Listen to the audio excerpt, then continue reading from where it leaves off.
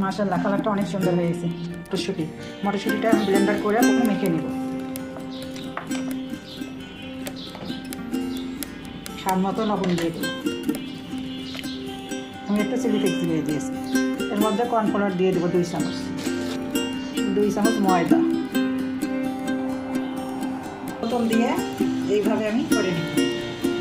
মনে হয় না মাশরুমের মতো। এখন আমি ভাপা বসাই দেবো। আমি 5 মিনিটের মতো ভাপে নিয়েছি। এখন উঠে ফেলবো আমি। Tomato sauce, soya sauce, chilli flakes একসাথে তুলে দেবো। এখানে তেল দিয়ে দেবো 2 চামচের মতো। সামান্য একটু লবণ দিয়ে দেবো। রসুন কিমাটা দিয়ে দেবো। একটু লাল হয়ে আসলে আমি আদার কিমাটা দেবো। এটা আমি এখন দিয়ে দেবো। আমি এইভাবে দিয়ে দেবো লেবু রস। অনেকে অনেকভাবে এটা বানায়। আমি আলু এবং মটরশুঁটি দিয়ে এই নাস্তাটা বানিয়ে নিয়েছি। আপনারা ঝটপট বানিয়ে খেতে পারবেন বাসায়।